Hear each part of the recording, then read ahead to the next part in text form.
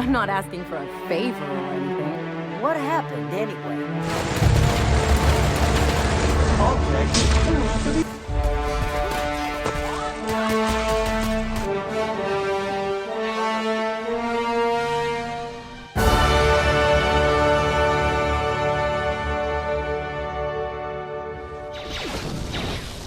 The renaissance of the Western RPG is a tale dominated by two big Bs, Bioware and Bethesda. Throughout the 2000s and early 2010s, titles like Knights of the Old Republic, The Elder Scrolls, Fallout 3, and Dragon Age were captivating players with their epic choice-driven storylines and massive, detailed worlds. However, in the background of these industry juggernauts was Obsidian, a studio founded by ex-employees of Black Isle Studios, the company responsible for the original Fallout games, along with genre classics like Planescape Torment and Icewind Dale. Early on, they made a name for themselves, developing sequels and spin-offs for both BioWare and Bethesda, specifically Knights of the Old Republic 2, Neverwinter Nights 2, and Fallout New Vegas. A lot of these early titles were regarded as solid follow-ups to their predecessors, but never quite lived up to their standards, either due to a lesser scope or technical issues that plagued their release. And this is what broadly painted the reputation of Obsidian for years, a solid studio that couldn't quite live up.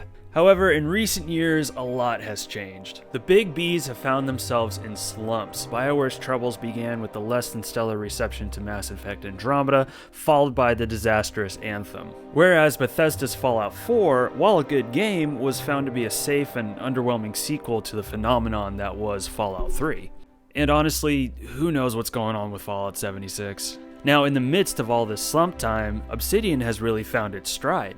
After developing the successful and utterly hilarious South Park The Stick of Truth, they ran a very successful Kickstarter for Pillars of Eternity, a throwback to the classic CRPG style their founders helped popularize. This led to their next game, Tyranny, another classic-style CRPG that was well received by critics and fans. Following that was Pillars of Eternity 2. They even began to receive some praise retroactively. Fallout New Vegas, which was infamous for a fairly buggy launch, is actually considered to be one of the deepest and best games in the Fallout franchise and is still supported with fan mods to this day. All of this culminated in a recent buyout from Microsoft, bringing Obsidian into the first-party family of the Xbox. Now, before Obsidian dives headfirst into their first-party duties, they have to put out one last multi-platform effort. And much like Pillars of Eternity and Tyranny, it is a throwback. Published by Private Division, The Outer Worlds brings back all of the design philosophy Obsidian used in New Vegas, but now set in a wholly original ray gun gothic universe of dangerous planets, robots, mad scientists, and corporate domination. Does Obsidian still have the chops to pull off a game like this after years of making top-down fantasy games? Well, I'm pleased to say the answer to that is a resounding yes.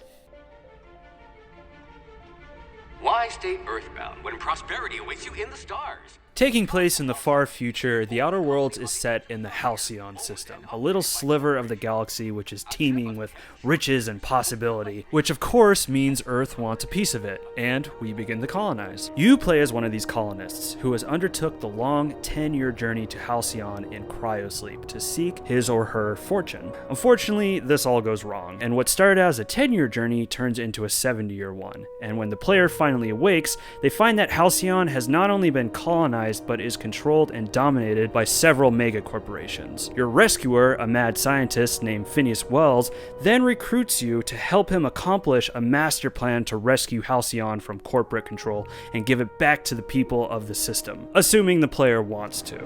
Is that supposed to be a model of the system? Not super accurate. I once treated a lady who got her hand caught in the gears. Idiot was more worried about her rings than her fingers. You can really tell the devs had a lot of fun building the worlds of Halcyon, coming up with interesting situations to fling the player into. You also can't ignore the game's underlying critique of corporate power and the influence it has on us. Is it possible the companies we work for will become our governing bodies, maybe even our religions? It poses these questions to the player naturally, and often with humor, without shoving it down the player's throat. Spacer's choice policy clearly stipulates that dead and as good as dead are two completely different properties of matter. Unless I'm dead, I'm contractually obligated to attend to my post.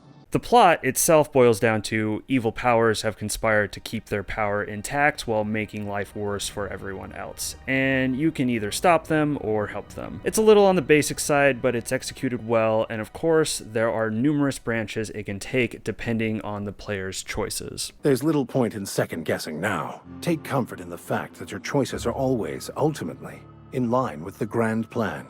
If there's one thing in the story that works on every level, it is your companions. Good companions are what make games like these shine, and Obsidian did not slack in this department. You have the bright-eyed and adorable engineer who needs a little help coming out of her shell, the preacher with a criminal past who has dedicated his life to finding deeper meaning in the universe, a mercenary with a troubled past who drowns her sorrows with booze and bullets, a plucky outlaw who has a lot of spirit but doesn't really know anything, a doctor who has dedicated her life to being a pirate and is trying way too hard. And then there's Sam. Sam is a cleaning robot who was modded to be a death machine. Everything Sam says is cleaning related. Did you find Sam's cleaning today to be A, satisfactory, B, extremely satisfactory, or C, exceptional? Sam is my favorite. Each character has their own individual side quest that sheds more light on their backgrounds, but it's really their interactions with each other during gameplay or just hanging out on the ship that can be a real treat. I'd shake your hand, but I've been hauling corpses. You don't want none of that on you. Conversations with NPCs are fairly well written across the board, and they never fall into verbose diatribes that plague so many story-based RPGs. Subject appears to be terrified. I'm not terrified, you bucket of bolts. That's victory sweat. Quests often have twists and turns and many unexpected developments that keep everything intriguing and never boring. Morality is never black or white in this game, but rather splatters of gray. And often you'll find that the people you're trying to help have some pretty ugly skeletons in your closet that may make you second guess helping them in the first place. To be expected, there are multiple factions to aid, and all of them are at odds with each other, and helping one over the other will lead to major consequences. But maybe there is that third option to bring them all together, if you're smart enough to find it.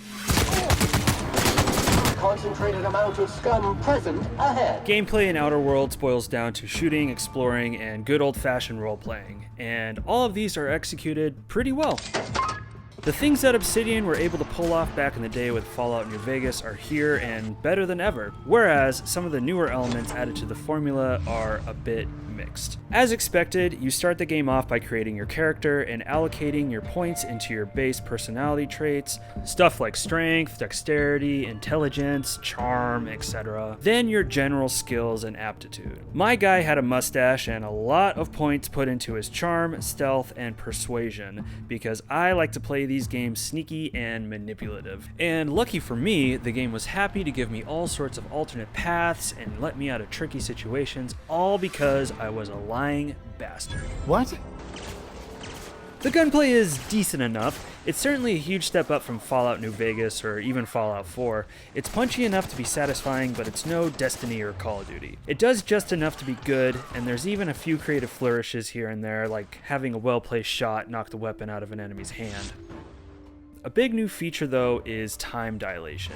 Now, time dilation is basically bullet time, letting you slow down time to plan out attacks, look over your enemy's weaknesses and health, give orders, or save your hide when things are going wrong. The system is essentially an answer to VATS from Fallout, and, you know, it's there. I'll be honest, there were a lot of times I plain forgot I could even use time dilation, and even then, I don't really know how necessary it was in combat, besides giving me a freebie moment before death. I can see how on higher difficulties it can be more useful, but otherwise, the feature is not that big of a standout. Another unique system in Outer Worlds are flaws. When certain status effects or damage types happen to the player, a permanent flaw can develop. So, for example, if your character takes enough concussive damage, you can have a flaw that permanently lowers your mind stat. Or, if you take too much acid damage, your character might become weaker towards the damage type. The flaws are actually completely optional, but if the player accepts them, they earn a free perk. This leaves you to decide what's more valuable, your stats or your perks. Yeah, I'm not sure how I feel about this system. I honestly denied most of my flaws because my character seemed to be leveling up pretty often, and I actually had a good amount of earned perks just in my normal playthrough. Perhaps if they were mandatory, that would have been interesting, but then again, it's easy to see how a player could maybe abuse this system to be stronger in the long run. Either way, I think it's an interesting experiment, but it doesn't necessarily add a whole lot to the game, at least for me. Companions in moment-to-moment gameplay are great, in that when you need them, they act, and when you don't need them, they get the hell out of the way. Their AI behavior can be modified within the menu to suit your liking, and only every once in a while did their AI do something stupid to get themselves killed. Orders for your companions are accomplished on the D-pad and are pretty straightforward. Up tells them to target a specific enemy, down tells them to hold or return, and the left and the right buttons are reserved for your companion's unique special attack, which are great for getting the drop on an enemy and look pretty good too. Out of combat, the companions simply stay out of the way. The player can walk right through them, so you don't have to worry about getting stuck at doors. If they get lost, they usually just instantly pop right back to the player, and if you enter stealth, they get stealthy, staying out of enemy sight and only attacking if the player does. Got it. Inside voices.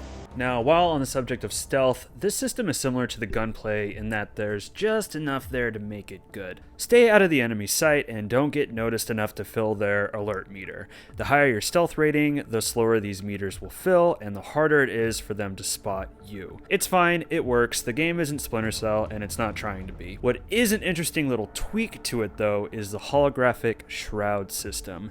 Basically, if you enter a restricted area and have found the appropriate ID, a holographic projection of that area's guard will automatically shroud the player. This is a disguise. It doesn't last forever though. After a certain amount of time, the shroud will begin to break down, as represented by a meter at the bottom of the screen. Once depleted, if a guard sees you, they won't necessarily raise an alarm, but they will question you, and if you are able to talk your way out of it successfully, the meter will refill. I don't need to see your identification.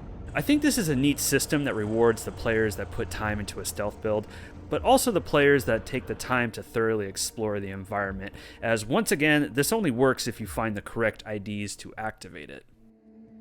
Outer Worlds isn't an open world game, but that doesn't mean you don't have a large area to explore. Instead of an open world, these are really just wide open HUD areas for you to explore in, packed with all sorts of nooks and crannies that are there for side quests or rewards for curious players. It's effective at making the player feel like they are within a vast world, but keeps the experience focused so boredom doesn't set in. Also, I played the game on the recommended normal mode and found it to be much easier than I expected. Ammo and health were always plentiful, and the few times that I did die was usually because of my own stupidity. I think for players new to the genre, this will be just right for them, but if you have a lot of experience with these types of RPGs, I would recommend starting off on hard mode right off the bat.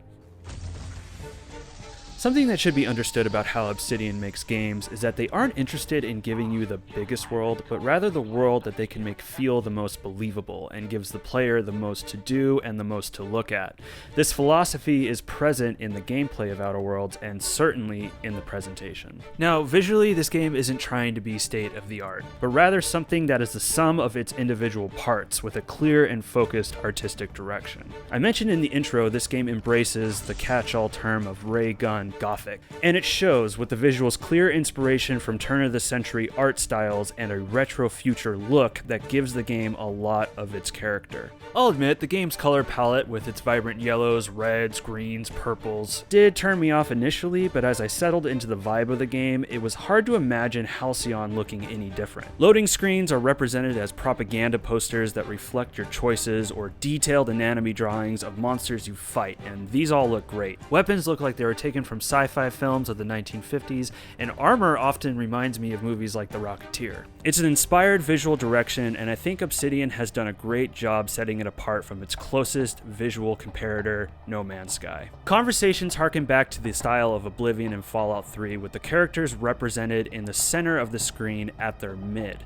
However, Obsidian has enhanced this with some pretty nice lighting that helps it feel more cinematic. Facial animations are decent enough, a bit robotic at times, and there's certainly better lip sync out there, but I found the characters to be believable, especially since a lot of the voice acting is very strong. I want to ask you this in private, away from the eyes of my flock, so they do not see me lose my temper. Tell me, why did you do it? Music is generally pretty minimal and works better to accent the background rather than drive the action. It's not a standout, but I think it works and fits the universe nicely. The game is powered by Unreal 4 and ran like a dream on my PS4 Pro, and there were virtually no bugs to be found. I repeat, no bugs to be found. If you are familiar with Obsidian's games, then you know how major this is. I ran into one bug in my whole playtime, and all it was an enemy's walk animation glitching out for like a second. Props to the QA team on this game. The Outer Worlds is for gamers like myself who came up playing the very best in Western role-playing. If you loved games like The Elder Scrolls, Fallout, and Mass Effect, then there's a good chance you will love The Outer Worlds. It's a throwback through and through, not here to bring the genre forward, but to remind us why we love it in the first place. Congratulations to Obsidian for making it this far. I look forward to what they do in the future, especially on the next Xbox. Hey guys, thank you for watching this review on The Outer Worlds. If you liked the video, give me a like. If you disliked it, definitely give me a dislike. Should be having more reviews coming in the future. If you want to stay up to date, please subscribe and ring that bell. Thank you very much.